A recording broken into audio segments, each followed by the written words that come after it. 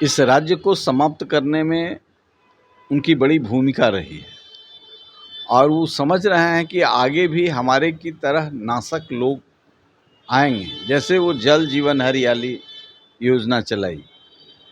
जल जीवन हरियाली, जल का सबसे बड़ा स्रोत है नदी।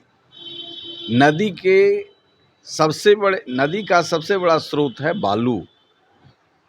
बालू का लूट सारी नदियों को विधवा बना दिया। जो 73 साल नाश करके निकल रहे हैं उनके लिए यह विषय नहीं है, लेकिन जो 100 साल के बाद भी ये सोच रहा है कि पुनर्जन्म होगा, आने वाली पीढ़ियों को संभालना होगा, तो सवाल ये है कि आप को जो प्रदत्त शक्तियां हैं, डेवलपमेंट का काम कीजिए ना। लेकिन आप चाहते हैं कि हम पुलिस में, थाने में इस तरीके के लोगों को भर दें जहां से हमारी राजनीति सिर्फ चले, सुरक्षा का कोई इंतजामी ना हो। तो इसलिए दिल्ली को व्यवस्थित होना देश के लिए आवश्यक है और उसमें अव्यवस्था पैदा करने वाली कोई यूनियन टेरिटरी हो तो उसके पावर को कमतर करना स्वाभाविक है।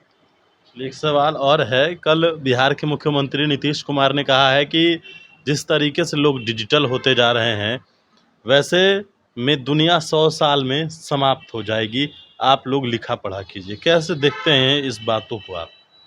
देखिए, इस राज्य को समाप्त करने में उनकी बड़ी भूमिका रही है और वो समझ रहे हैं कि आगे भी हमारे की तरह नासक लोग आएंगे। जैसे वो जल जीवन हरियाली योजना चलाई। जल जीवन हरियाली, जल का सबसे बड़ा स्रोत है नदी। नदी का सबसे बड़ा स्रोत है बालू। बालू का लूट सारी नदियों को विधवा बना दिया। 30-30 फीट, 40-40 फीट बालू निकाल लिया। जल का संरक्षण कैसे होगा? तो जल जीवन कैसे बनेगा? पीने के लिए पानी नहीं है नदियों किनारे। तो उन्होंने तो सोचा कि हम तो सब नोच लिए हैं, अब समाप्त होने वाला है। नहीं, कभी समाप्त होने वाला नहीं। हिमालय के पृथ्वी के फॉर्मेशन के बाद यह महसूस किया गया कि हिमालय में ऋषि सत्ताएं हैं। यहाँ जड़ी बूटी है, यहाँ विज्ञान है, यहाँ सुपर विज्ञान है। ये जरूर है कि अलर्ट प्रकृति कर रही है, ऋषि सत्ता अलर्ट कर रहा है, कॉस्मोस वर्ल्ड है और ये व्यक्ति, आदमी उसी का एक अंश है। अब उनको तो समाप्ति लगेगा, चूँकि राम की कृति और रामायण की स्तुति उनके शिक्षा मंत्री को नहीं बुझाता है। तो जिस स्वरूप में चीज़ों को रखा उन्होंने, जब भगवान राम से भरत ने पूछा कि आप हनुमान पर इतना आसक्त क्यों हैं, उनको श्रेष्ठ क्यों से मानते हैं, उनसे इतना प्रेम क्यों है, तो उन्होंने बहुत स्पष्ट शब्दों में कहा, भरत जैसा कोई भाई नहीं।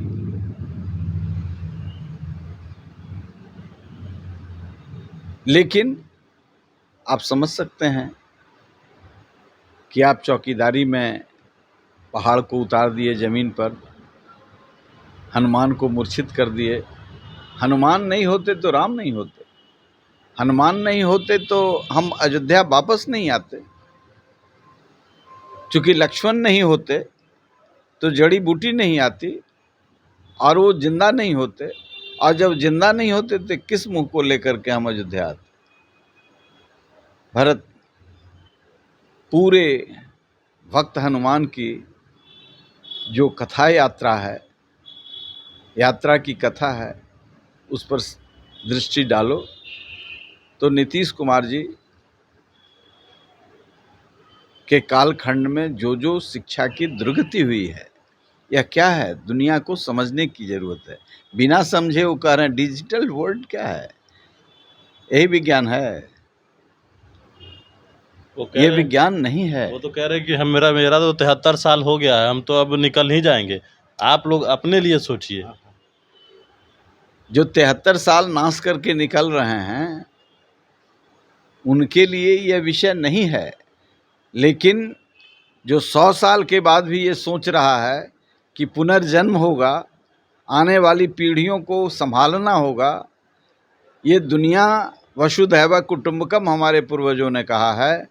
हमसे लोग ज्ञान लेता है, हम नाश के इस कगार पर कार्य, इसीलिए तो कहा एक काम, जल जीवन हरियाली, नदियों को विधवा बना दिया। नदी जीवन का सबसे बड़ा स्रोत है, तो वो तो विनाश देख रहे हैं, लेकिन यहाँ जो ऋषि सत्ताएं हैं, कृषि सत्ताएं हैं, वो इसका पुनर्जागरण का,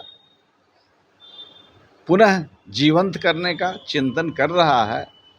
वह जा रहा है कि हम कम भोगी बने, हम कम भोगी बने, हम योगी बने, और फिर योग सत्ता का जो चटाई पर बैठ कर के राजसत्ता को चलाएगा, जो अपने घर में सरकारी आवास में 50 करोड़ नहीं लगा देगा, जो कोरोना होगा तो अस्पताल अपने घर में नहीं खुलवा लेगा, बल्कि वो आएगा सामने कि हम जनता को सुरक्षा। जॉर्ज देख रहे हैं, जॉर्ज बनाने में थे, वो देख रहे हैं स्वर्ग लोक से एक शिष्य हमारा निराश क्यों है, लाचार क्यों है, थक क्यों गया है। थक इसलिए गया है कि ये भौतिकवादी सुख के, तो आप भी जॉर्ज के ही हैं। हाँ, तो इसीलिए तो हम शिष्य हैं, तो हम अकड़ रहे हैं ना, हम अकड़ रहे हैं ना, हम मजबूती से कह रहे हैं कि शिव का तांडव नहीं देखे हैं, ज़्यादा आताताई लोग तो शिव का तांडव, पुनर्निर्माण, और फिर एक नया इतिहास, और उस नए इतिहास में बुद्ध, महावीर, ऋषि सत्ताओं और कृष्ण की लीला भूमिका इसी में होना है, और फिर नए सिरे से हर हर महादेव होना है। सर एक सवाल और है, ये सवाल आपकी पार्टी से जुड़ा हुआ है। चिराग पासवान जिस तरीके का बयान दे रहे हैं, पहले जमुई में कहते हैं कि हम जवानी में आए हैं और यहाँ से बुढ़ापा में जाएंगे, फिर कहीं और जाकर कहते हैं कि हाजीपुर से चुनाव हमारी माँ लड़ेगी, और फिर सुबह में मीडिया से बातचीत करके तमाम बातों का खुद ही खंडन कर देते हैं। दबाव है क्या आप लोग के ऊपर? आप लोग झुक गए हैं? और जैसा लग रहा है, जिस तरीके का बयान सामने आ रहा है, तो कहीं ना कहीं लग रहा है चिराग पासवान दबाव में हैं। ये बात तो कहीं ना कहीं जनता भी देख रही है। देखिए, चिराग एक ऐसी शख्सियत का नाम है जिसको नए सिरे से नीतीश कुमार के इस उजड़े हुए खंडहर को दुरुस्त करना है। तो बहुत कालनेमी लोग हैं, घर में भी, घर के बाहर भी, दरवाजे पर भी, चौखट पर भी। तो कालनेमियों को चकमा देने के लिए कुछ से कुछ कभी कभी बोला जाता है। भ्रम में लोग रहें, भ्रम में जिएं, काम हो रहा है, सब ठीक हो रहा है।